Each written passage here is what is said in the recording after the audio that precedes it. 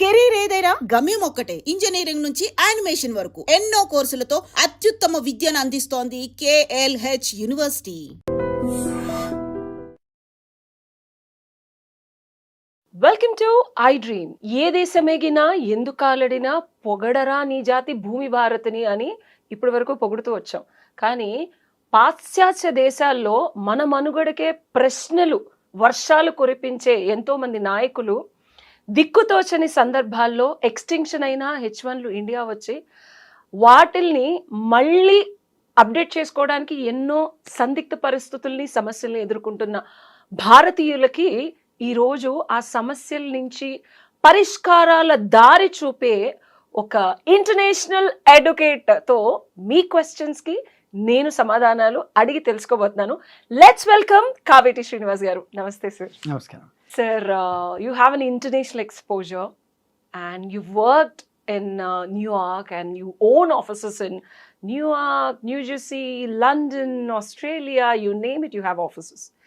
So immigration is your key and I've seen you dealing with the clients from the US as well. So మా ప్రేక్షకులకి authenticity is very important. Google search చేస్తే ఇవాళ రేపు అడ్వకేట్ని replicate చేసేయచ్చు, chat జీపీటీలో ఆన్సర్లు వస్తున్నాయి అని అనుకునే చాలామందికి మీ ఎక్స్పర్టీసు ఎక్స్పీరియన్స్ అప్లికేషన్ ఆఫ్ లా చూసాను నేను కళ్ళారా. సో అది మా ప్రేక్షకులకు కూడా చూపించాలనుకుంటున్నాను. బిగ్గెస్ట్ క్వశ్చన్ ఏంటంటే సార్, H1 ఎక్స్టెన్షన్ ఏదో కష్టపడి చేసుకుంటున్నారు, కంపెనీస్ చేస్తున్నాయి, ఇండియా వచ్చి మళ్ళీ మనం రీస్టాంపింగ్ చేసుకొని వెళ్ళాలి. కానీ సోషల్ మీడియాలో వీళ్ళు ఏమేమి పెడుతున్నారు అనేది కూడా ఒక చెక్ లిస్ట్లో భాగమయ్యి మొన్న నాకు తెలిసిన ఒక వాళ్ళకి అవ్వకుండా వెళ్ళిపోయాడు. సో దీని గురించి H1 అసలు రీక్రియేట్ చేసుకొని మళ్ళీ మనం రీస్టాంపింగ్ చేసుకోవడానికి ఇండియా రావాలా, మళ్ళీ ఇండియా వస్తే ఇరుక్కుపోతామా, ఇండియాలోనే రీస్టాంపింగ్ చేయించుకోవాలా, యూఎస్లో చేయించుకోకూడదా అనేది ప్రశ్నలు సార్. మీరు అడిగిన క్వశ్చన్స్ అన్ని లెజిటిమేట్ క్వశ్చన్స్. ఇప్పుడు అందరు కూడా ఇవే ప్రాబ్లమ్స్ ఫేస్ అవుతున్నారు. ఫస్ట్ ఆఫ్ ఆల్ కొంచెం బ్యాక్గ్రౌండ్ మాట్లాడాలి. ఇంతకుముందు గతంలో ఏంటంటే ఫస్ట్ టైం H1 చేసుకొని వచ్చిన తర్వాత అమెరికాలోనే రీవాలిడేషన్ అనే ప్రొసీజర్ పెట్టారు. అంటే వాషింగ్టన్ డీసీకి మీరు పాస్పోర్ట్ పంపిస్తే మళ్ళీ అదే H1 స్టాంపింగ్ అయ్యి వెనక్కి వచ్చేది. దాన్ని అబాలిష్ చేశారు. ఎప్పుడు చేశారంటే సెప్టెంబర్ ఇన్సిడెంట్ అయిన తర్వాత ఆ సిస్టమ్ని అబాలిష్ చేశారు. ఎందుకంటే because they wanted to see మీరు ఏదైనా క్రైమ్లో ఉన్నారా లేకపోతే మీరు వాంటెడా అలాంటివి తెలుసుకోవడానికి వాళ్ళంతా రీవ్యాంప్ చేశారు. సో నౌ ద సిస్టమ్ ఏంటంటే మళ్ళీ ఆ రివాలిడేషన్ సిస్టమ్ ఇంట్రడ్యూస్ చేశారు, మళ్ళీ తీసేశారు. ఇప్పుడు ఏంటంటే ఫర్ ఎగ్జాంపుల్ మీరు ఒకసారి H1B మీద వచ్చిన తర్వాత యూఎస్కి H1B స్టాంపింగ్ ఎందుకు చేసుకుంటారు, అసలు ఎందుకు చేసుకోవాలి? ద ఫస్ట్ క్వశ్చన్ ఈజ్ ఎందుకు చేసుకోవాలంటే మీరు రైట్ టు ట్రావెల్ అనేది ఉంటుంది. For example if you want to leave to another country, for example you want to go for holiday or you want to travel. For example చాలామంది H1B employees అమెరికాలో పనిచేస్తుంటారు, వాళ్ళ clients కెనడాలో ఉంటారు. But they have to go to Canada and come back. You can, when you're going to Canada, you have to take a Canadian visa. మళ్ళీ వెనక్కు రావాలంటే మీకు H1B stamping ఉండాలి. So that allows you to come back in to US. అందుకనే ఎంచుకుంటారు H1. అంటే ఎందుకు ఎంచుకుంటారంటే it allows you to travel back and forth multiple times. That is the reason why people come back to get H1B stamping. అంటే వాళ్ళకైనా వాళ్ళ wife చిల్డ్రన్కైనా కూడా husband చిల్డ్రన్కైనా కూడా ఎందుకు ఎంచుకుంటారు visa? First of all we have to understand visa అంటే ఏమిటి. Visa అంటే it's a label which is printed on the passport given by the department of state. H1B ఎవరు ఇస్తారు? ఇమిగ్రేషన్ డిపార్ట్మెంట్ ఇస్తుంది. వీసా ఎవరు ఇస్తారు? డిపార్ట్మెంట్ ఆఫ్ స్టేట్ ఇస్తారు. Homeland security కాదు, డిపార్ట్మెంట్ ఆఫ్ హోమ్ల్యాండ్ సెక్యూరిటీ వాళ్ళే H1B ఇస్తారు మీకు. ఆ వీసా H1B స్టాంపింగ్ కోసము మీరు బయటకు వచ్చి ఇండియాకి వచ్చిన తర్వాత కౌన్సిలేట్ వాళ్ళు ఇమిగ్రేషన్ కింద రారు, వాళ్ళు డిపార్ట్మెంట్ ఆఫ్ స్టేట్ కింద వస్తారు. అంటే ఇప్పుడు మన దేశంలో ఫారిన్ అఫైర్స్ ఎలా ఉంటుందో అలాగే డిపార్ట్మెంట్ ఆఫ్ స్టేట్ అనేది సపరేట్ స్టేట్ డిపార్ట్మెంట్, అది దాని కింద కౌన్సిలర్ అఫైర్స్ వస్తారు, వాళ్ళు వేస్తారు మీకు స్టాంపింగ్. అంటే ఇక్కడ ఏమవుతుంది, the sovereign which is H1B homeland security వాళ్ళు మీకు వీసా అప్రూవ్ చేస్తే డిపార్ట్మెంట్ ఆఫ్ స్టేట్ వాడు మీకు స్టాంపింగ్ అయ్యట్లేదు. ఆ దుస్థితి ఎందుకు? బికాస్ ఎక్కడైతే ఇప్పుడు యుఎస్లో మన ప్రెసిడెంట్ గారు అక్కడ ఆయనతో ఉన్న డిపార్ట్మెంట్ స్టేట్ చీఫ్ వీళ్ళంతా ఎవరైతే డిసిషన్స్ తీసుకుంటున్నారో వాళ్ళు ఏమన్నారు, మీరు మళ్ళీ వెనక్కి రావాలంటే మీ సోషల్ మీడియా ప్లాట్ఫామ్స్ అన్ని చూసి మీరేమన్నా దేశానికి విరుద్ధంగా మాట్లాడుతున్నారా, మీ సోషల్ మీడియాలో ఏమైనా రాడికల్ వ్యూస్ ఉన్నాయా, ఏదైనా కమ్యూనిస్ట్ భావాలు ఉన్నాయా, అంటే దేశానికి అంటే అగెయిన్స్ట్ ద కంట్రీ, అగెయిన్స్ట్ ఇప్పుడు అమెరికన్కు అగెయిన్స్ట్గా చాలా కంట్రీస్ ఉన్నాయి, ఆ కంట్రీస్ ఫేవర్గా ఏమైనా మాట్లాడుతున్నారా. ఇవన్నీ ఎప్పుడు స్టార్ట్ అయ్యాయి, ప్రజెంట్ అడ్మినిస్ట్రేషన్ వచ్చిన తర్వాత, ప్యాలెస్తైన్ ఇజ్రాయెల్కు సంబంధించిన గొడవలు వార్ స్టార్ట్ అయిన తర్వాత చాలా యూనివర్సిటీస్లలో స్టూడెంట్స్, కొంతమంది ముస్లిం స్టూడెంట్స్ ప్యాలెస్తైన్ తరఫున నినాదాలు సపోర్ట్ చేశారు, మాట్లాడారు. కొంతమంది ఇజ్రాయెల్ తరఫున చేశారు, జూయిష్ వాళ్ళ తరఫున. సో ఇప్పుడు ఏమవుతుంది, అమెరికాకు చాలా ముస్లిం కంట్రీస్ కు బ్యాన్ చేశారు ప్రజెంట్ అడ్మినిస్ట్రేషన్. తీసేశారు. కరెక్ట్. చాలా కంట్రీస్ లో కూడా ఆఫీసులు క్లోజ్ చేశారు, అంటే కౌన్సిలేట్స్ క్లోజ్ చేశారు, చాలా కంట్రీస్ ను బ్యాన్ పెట్టారు. ఇప్పుడు ఏంటంటే తను అంటే ప్రస్తుత ప్రెసిడెంట్ గారు లాస్ట్ టైం కూడా పవర్ లోకి వచ్చినప్పుడు చాలా కంట్రీస్లలో కౌన్సిలేట్స్ క్లోజ్ చేశారు. అంటే he didn't wanted Muslims to come in to the country. Unnecessary conflicts, దేశానికి విరుద్ధంగా ఉన్న మనుషులు మళ్ళీ ఎక్కడ ఇబ్బంది కలిగిస్తారో లోకల్ గా ఉంటే అనే పర్స్పెక్టివ్ లో, అంటే prevention is better than cure లాగా వాళ్ళను రాకుండా చేశారు. అది ఏమవుతుంది ఇప్పుడు, it is reflecting on other things also. ఇప్పుడు ఏంటి, ఎవరైతే అలాంటివి ఏమైనా పెడతారో సోషల్ మీడియాలో చూసి వీసా ఇవ్వాలి అని కొత్త పాలసీ తెచ్చారు ఆయన. సో ఇప్పుడు ఏమవుతుంది, క్వశ్చన్ అడుగుతాను సార్, ఇక్కడ మనకి ఫండమెంటల్ రైట్స్ ఉంటాయి. ఎందుకంటే మన కాన్స్టిట్యూషన్లో నేను చదివినప్పుడు అమెరికా నుంచి బిగ్గెస్ట్ బేస్ తీసుకుందే అమెరికన్ ఫ్రీడమ్ గురించి, వీటి గురించి మనం ఎక్కువ తీసుకున్నాం.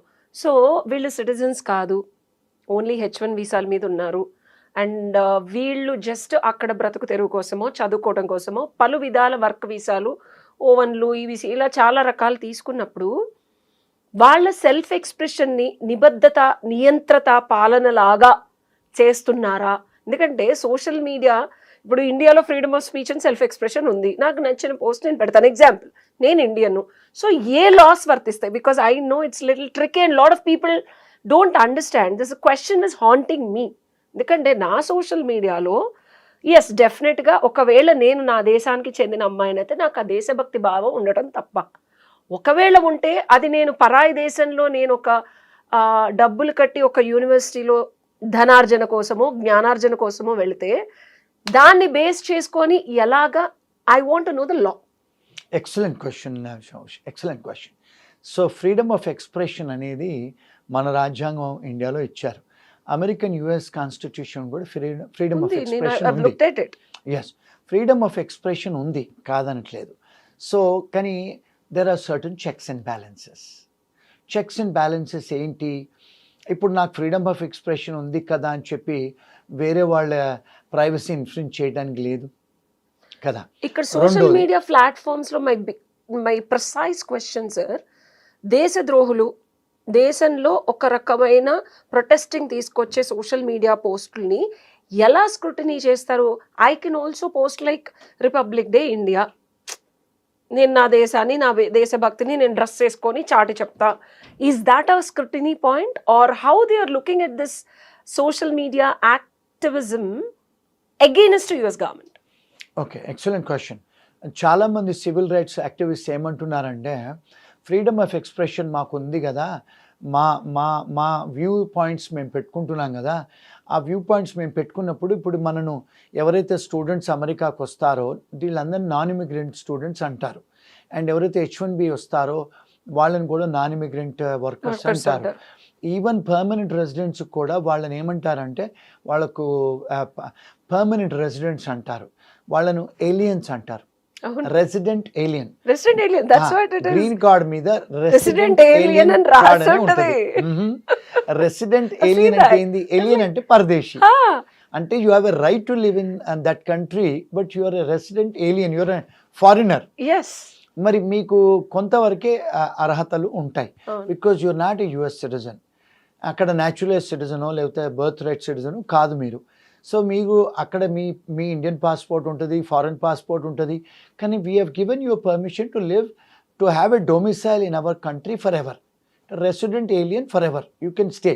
But do you have a right to get into politics or vote? The answer is no. Can you work for the American government? The answer is no. Can you become a teacher in America? The answer is no.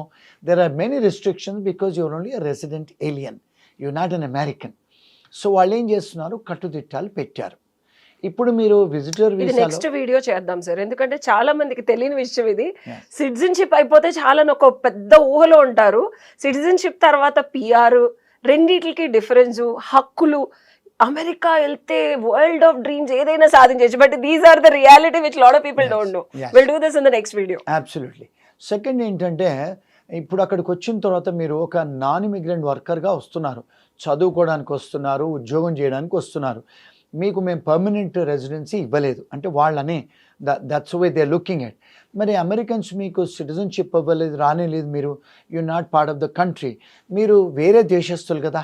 ఇప్పుడు for example Indians are coming as with an Indian passport, but you getting a 3 years or a 5 years of visa to come and do certain things. What is the meaning of visa? Which gives you it's a Allows license to you- enter. No. It's called a license to enter into America. To do what? To study. They are giving you a license to enter to work for a particular employer. They're very clear about why Absolutely. this visa, Is what issued. are your rights, Absolutely. and how much you are allowed to do what. That's it. అది Terms- కనుక తప్పితే అక్కడున్న president గారు కూడా ఒకటే మొత్తుకుంటున్నారు, illegal immigrants, if you have legality we don't have any problem. Right. But కాకపోతే ఆ రూల్స్ అనేది ఆయన అప్డేట్ చేస్తున్నారు. రైట్. అంటే ఇప్పుడు ఏమంటున్నారంటే, ఇప్పుడు కొత్త నినాదము లీగల్ ఇమిగ్రెంట్స్ కూడా ఇల్లీగల్ చేస్తున్నారు అని. అంటే H1B వీసాలు ఫ్రాడ్ చేస్తున్నారు, స్టూడెంట్స్ వచ్చి ఫ్రాడ్ చేస్తున్నారు, అక్కడికి వచ్చి దొంగతనాలు చేస్తున్నారు, అక్కడికి వచ్చి డ్రింక్ డ్రైవింగ్ చేస్తున్నారు, మోరల్ టర్పిటెడ్ అఫెన్సెస్ చేస్తున్నారు, ఇవన్నీ హ్యూమన్ వాళ్ళు చూసి ట్రాఫికింగ్ కూడా ట్రాఫికింగ్ చేస్తున్నారు. ఇవన్నీ చేసి వాళ్ళు ఏమంటున్నారంటే, లీగల్గా కూడా వచ్చి ఇమిగ్రేషన్ వాళ్ళు, ఇమిగ్రెంట్స్ వచ్చి ఇల్లీగల్ పనులు చేస్తున్నారు, అది కూడా కర్టైల్ చేయాలని చెప్పి చాలా కంట్రీస్ని బ్యాన్ చేస్తున్నారు. ఇప్పుడు స్టూడెంట్స్ని కానీ అన్ని రెస్ట్రిక్షన్స్ పెడుతున్నారు. ఇప్పుడు ఈ H1B ఏదైతే ఎంప్లాయర్స్ ఉన్నారో 3 సంవత్సరాలే పర్మిషన్ ఇస్తారు వచ్చి పని చేసుకోమని. సో మీ H1B రెన్యూవల్ అయిన తర్వాత మళ్ళీ when you come back to your country for a visa stamping, వాళ్ళు ఏం పాలసీ పెట్టారంటే, they want to checkup your social media presence, they want to checkup whether you have any criminal history background, మీకు ఏదైనా traffic violations ఉన్నాయా, మీరు ఎప్పుడన్నా domestic వైలెన్స్లో పెళ్ళాన్ని కొట్టారా, గర్ల్ ఫ్రెండ్ని కొట్టారా, మీరేమైనా దొంగతనాలు చేశారా, షాప్ లిఫ్టింగ్ చేశారా, లేకపోతే అసాల్ట్ చేశారా, తాయి కొట్టుకున్నారా రూమ్మేట్స్, ఇవన్నీ కూడా చూస్తున్నారు. సో ఏమంటుందంటే ఇమిగ్రేషన్లో, if you are arrested for any offence, any moral turpitude offence or any offence in India, in India and overseas, మీరు ఏంటంటే because you're not a good Samaritan, మీరు మా దేశానికి వచ్చి you're not a good citizen అని అర్థం. ఇప్పుడు ఏం చేస్తున్నారు, స్ట్రిక్ట్ ఇంటర్ప్రిటేషన్ చేస్తున్నారు.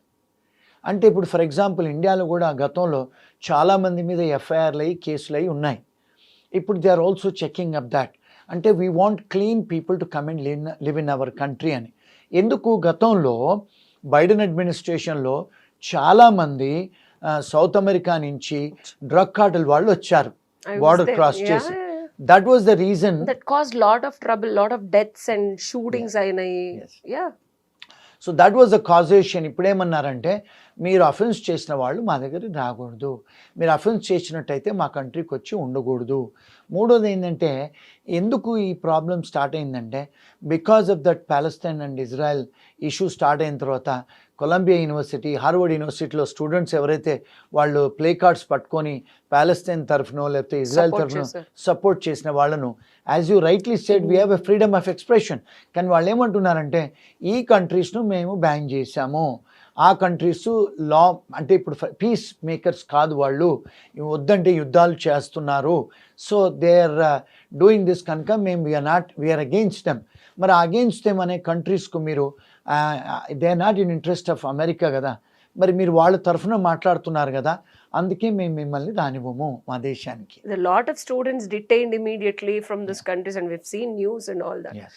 So to conclude sir, H1 వచ్చి అంటే మళ్ళీ రీస్టాంపింగ్ కోసం వస్తే గనక జనాలు తస్మాత్ జాగ్రత్త, మీ సోషల్ మీడియా పోస్టులు, మీ క్రిమినల్ హిస్టరీ, అమ్మాయి నచ్చింది కదా అని ఇష్టం వచ్చినట్టు చేయకండి, డబ్బులు వస్తున్నాయి కదా అని చెప్పి ఏ అఫెన్సెస్లోకి వెళ్ళకండి. శాస్త్రోక్తంగా పద్ధతిగా కష్టపడి సంపాదించి మళ్ళీ మన ఇండియా వచ్చి స్టాంపింగ్ వేయించుకుంటే ఇవేమీ లేకపోతే మళ్ళీ రీఎంట్రీ ఉంటుంది. కరెక్ట్, అంతేనా సార్? Very true. అండ్ ఇంకొక విషయం ఏంటంటే మెనీ టైమ్స్ ఇక్కడికి వచ్చి స్టక్ అవుతున్నారు. ఎందుకంటే స్టక్ అయిన తర్వాత మరి వీళ్ళకు మళ్ళీ కౌన్సిలేట్లో వాళ్ళకి అపాయింట్మెంట్స్ దొరకట్లేదు. But there is an exception to the general rule. నార్మల్గా ఏంటంటే ఎంప్లాయరే కానీ లేకపోతే అక్కడ మెంబర్ ఆఫ్ పార్లమెంట్సే కానీ అంటే కాంగ్రెస్ మెనే కానీ ఎక్స్టెన్షన్ సర్కమ్స్టాన్సెస్ ఎమర్జెన్సీ ఉందని మనం అడిగితే రిక్వెస్ట్ చేస్తే ఎమర్జెన్సీ అపాయింట్మెంట్స్ కూడా దొరుకుతాయి. సో గైస్ చూసారు కదా, మీకు మరిన్ని క్వశ్చన్స్ ఏమన్నా ఉంటే కింద కామెంట్స్ రూపంలో తెలపండి. తప్పకుండా కావేటి గారి పర్సనల్ టైం తీసుకొని మరి ఆయన ప్రపంచంలో ఎక్కడున్నా సరే I will make a Zoom call and make sure your problems have appropriate solutions from the best international advocate Kaveti Srinivas garu. Thank you sir. Thank you. And for more videos, Please subscribe to iDream. Please subscribe to iDream. Please subscribe iDream. And please subscribe to iDream. For more videos, subscribe to iDream. please like, share and subscribe to the channel. Congratulations, iDream. Subscribe to iDream. Subscribe to iDream. So subscribe to iDream Media. iDream ki iDream team andarki huge congratulations. Please subscribe iDream Media. Please subscribe to iDream. Subscribe iDream. Please subscribe to iDream. iDream అంటే నా కళల channel subscribe చేసుకున్న నోరు తిరుగుతలేదు, మీరైతే గంట గుర్తు కొట్టండి. For more such videos, please subscribe to iDream. Subscribe to iDream. Please subscribe to iDream. Please subscribe iDream Media. Please do subscribe to iDream. Please subscribe to iDream Media. For best entertainment and information, please subscribe iDream. And don't forget to subscribe to iDream.